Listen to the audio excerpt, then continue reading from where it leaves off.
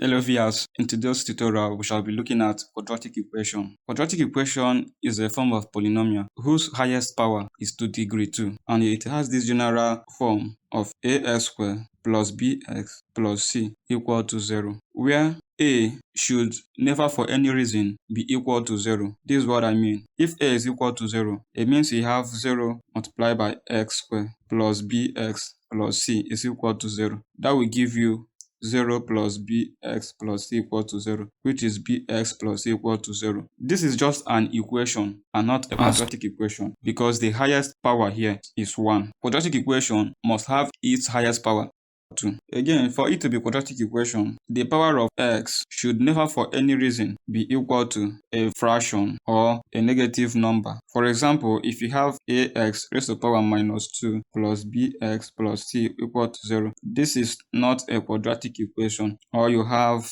let me say you have ax raised to the power 1 over 2 plus bx plus c equal to 0. This is not a quadratic equation. So for it to be called a quadratic equation, the power of the x must not be negative and it must not be a fraction. Also, the coefficient of x squared, which is a, should never for any reason be equal to 0, because if it is equal to 0, it means that the degree of the highest power is no longer 2.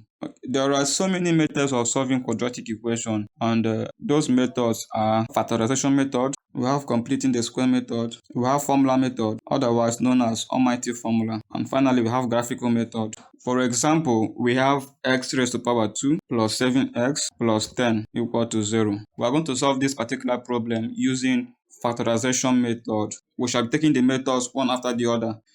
But for now, let's talk about factorization method. So if we have this particular equation, remember, for this to be called an equation, it must have this equality sign. So if I have something like this, x squared plus 7x plus 10, without equating it to something, I cannot call this a quadratic equation. Rather, this is an expression. So now get the difference between expression and an equation. Then the equation will be quadratic if the degree of the highest power is 2. So these are the terms. To solve this problem, we are going to use for two numbers whose product is 10 and its sum is 7. So how do we do that? We can do that by looking for all the factors of 10, so that after looking for the factors of 10, we'll find the two of the factors that when we multiply them, it will give us 10, and when we add them up, we'll have 7. The factors of 10 are 1, 2, 5, and 10 itself. All these factors are simply the numbers that can divide 10 without remainder. So with this, you will see that if you say 1 multiplied by 2, it will give us 2. So 2 is not 10. We're looking for the one that will give us 10. And if we say 2 multiplied by 5, it will give us 10. And if we also say 1 multiplied by 10, it will also give us 10. But then the condition says that the summation of the two numbers should be equal to 7. So 2 plus 5 is equal to 7, but 1 plus 10 is equal to 11. Therefore, we are working with 2 and 5. The 2 and 5, when multiplied together, will give you 10, and when added together, will give you 7. Therefore, you are going to use this number to substitute 7x. In that, you are going to have 2x plus 5x instead of 7x. So that is x squared plus 2x plus 5x plus 10 is equal to 0. 2x plus 5x is the same thing as 7x. So you have substituted. What you do again now is to put this first two into bracket and the other two into bracket as well. So we have x squared plus 2x inside the bracket and the other two inside the different bracket equal to 0. We can go ahead to factorize. How do you do that?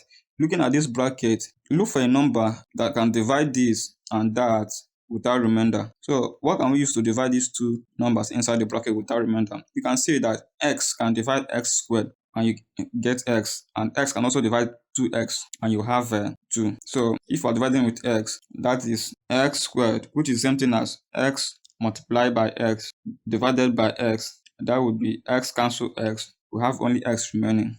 Then plus, we have 2 multiplied by x, or just write it this way, 2 dot x, then all over x. X will cancel x, you have 2 remaining.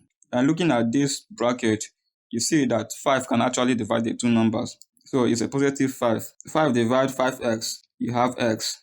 Then 5 divide 10, you have 2. Then equal to 0. For you to know that you are accurate when using this factorization method, your two brackets must have the same values of number inside. In a situation whereby you finish solving and the two brackets are not giving you the same answer, it means that you have to retrace your steps and know where you got it wrong. Having reached at this step, what we're going to do is to bring these two numbers you use in dividing together, bring them together. Then you select one out of these two brackets since they are the same thing, equal to 0.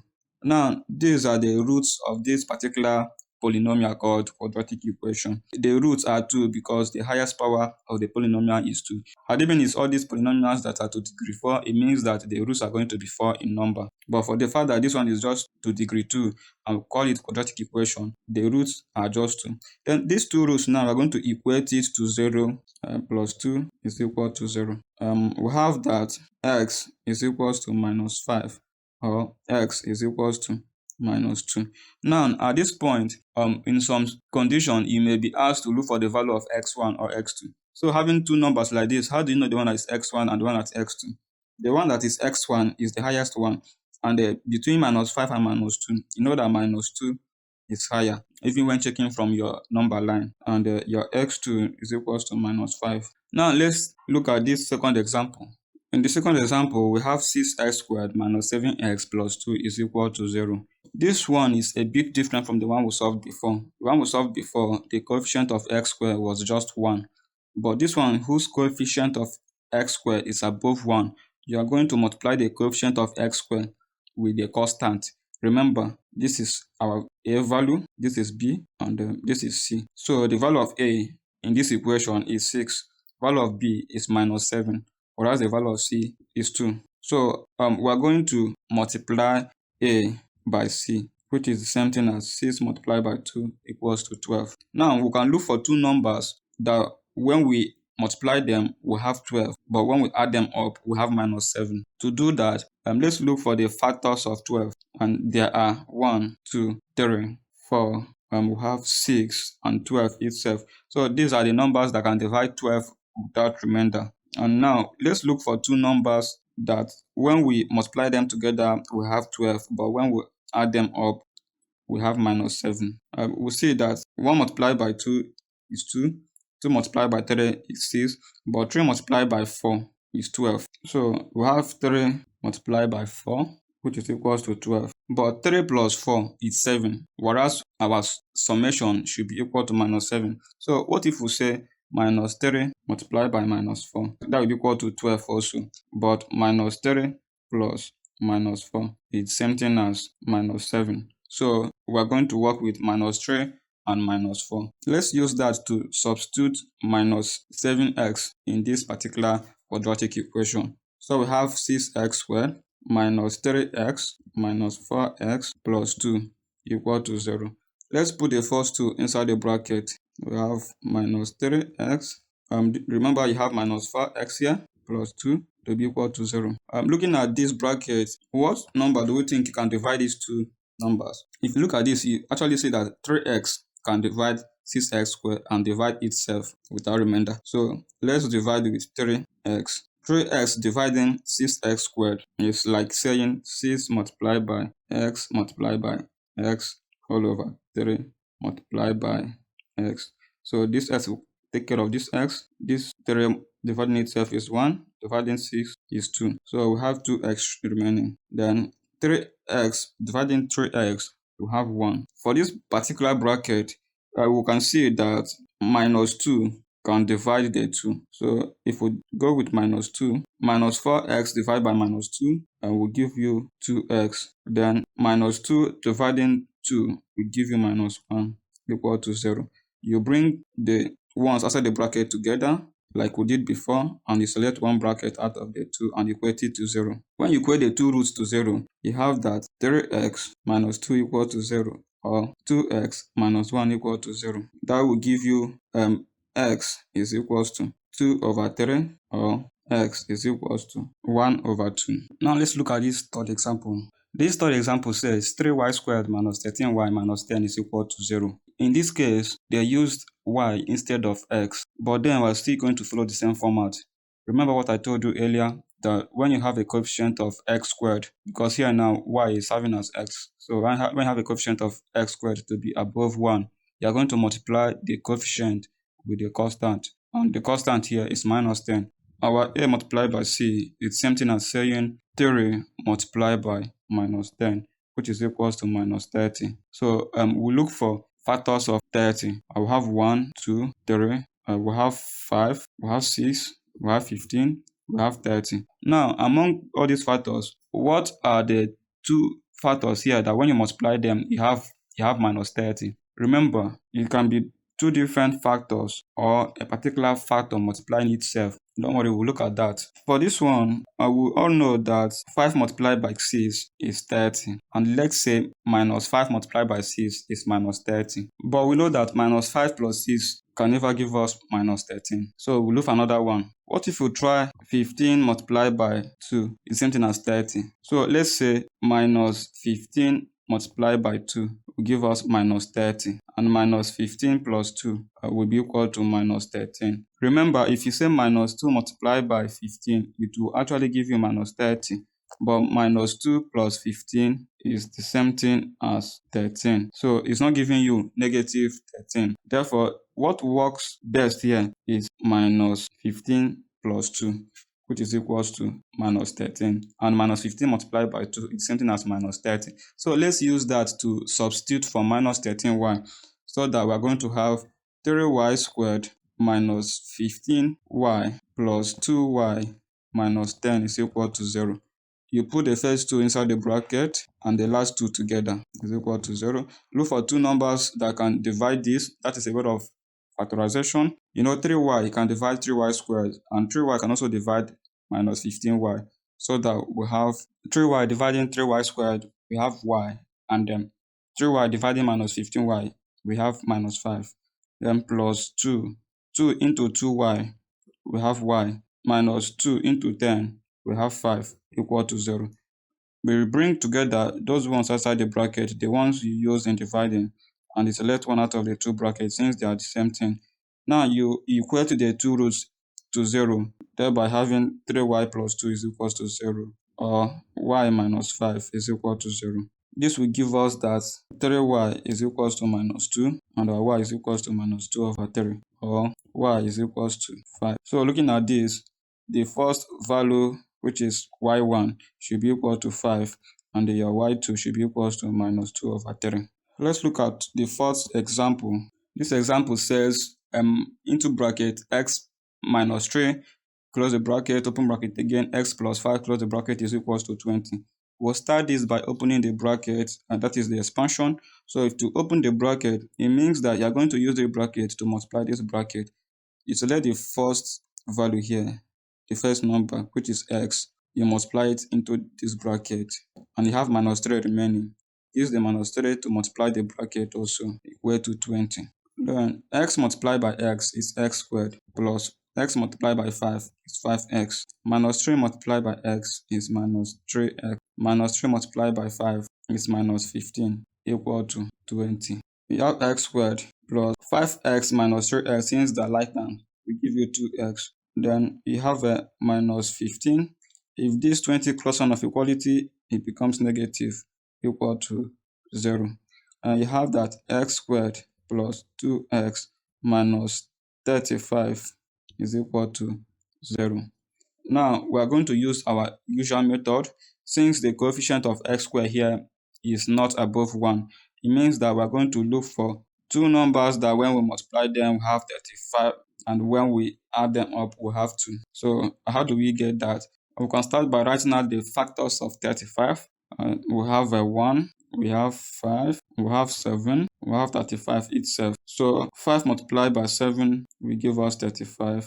Therefore, if we say minus 5 multiplied by 7 will give us minus 35. And minus 5 plus 7 is equals to 2. So we're going to use minus 5 plus 7. That is x squared minus 5x plus 7x minus 35 is equal to 0. Bring the first two inside the same bracket and the other two inside the same bracket, equal to 0. You look for a common number that can divide these two without remainder. And we know that x can divide x squared without remainder, and the same x can divide 5x. So we have x into x squared, we have x minus 5x divided by x is 5. And for this side, we're going to divide with 7. 7 dividing 7x, we have x minus 35 divided by 7 will give us 5, equal to 0. you bring the divisors together in the same bracket and select one out of these two brackets, so that when we equate the roots to 0, we know what the answer is. So this will be x is equals to minus 7 or x is equals to 5. So our x1 is equals to 5 and our x2 is equals to minus 7. Let's look at the last interesting example so that with that we know that we have done justice to factorization method. This one says x squared minus 16 is equal to 0. Now let me chip in something here. It means that talking about the order of quadratic equation where we have ax squared plus bx plus c equal to 0, it means that this particular bx is missing. It means that I have something like this plus 0x plus c equal to 0. It means that the coefficient of x, which is b, is equal to 0. Therefore, if we want to show that here, you can say that this is the same thing as saying x squared plus 0x minus 16 is equal to 0. This is the quadratic equation that we're used to. What about when we look for two numbers that when we add them together we have 0, but when we multiply them we have minus 16? By so doing, let's look for the factors of 16. We have 1, we have 4, we have 2 also. Let me not omit that. And we have 16.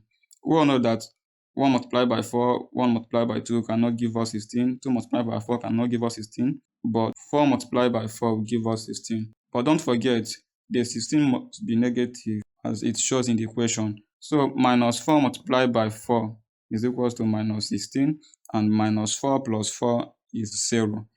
So let's substitute it in the question. We have 4x, we have minus 16 is equal to 0.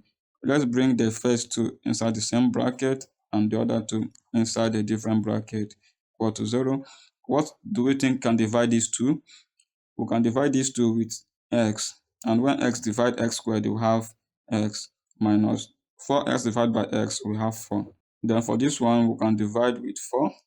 4 dividing 4x, we have x minus 16 divided by 4, we have 4 equal to 0. We'll bring this together and select one out of the bracket, which is equal to 0. So we're going to equate the roots to 0, and we have that x is equals to minus 4 or x is equals to 4. In alternative way, if you have x squared minus 16 equal to 0, you can choose to go in alternative way, having known that 16 is the same thing as 4 raised to power 2, and this is the same thing as saying x minus 4 all raised to power 2. And when you expand further, it's the same thing as saying x minus 4 and x plus 4 to be equal to 0. If you have something like this, you can equate the roots to 0, so that this will give you x is equals to 4 or x is equals to minus 4. Our x1 is equals to 4 and our x2 is equals to minus 4. If you really enjoyed this right to this point, consider subscribing to this YouTube channel as we keep giving you videos that are more interesting than even this one.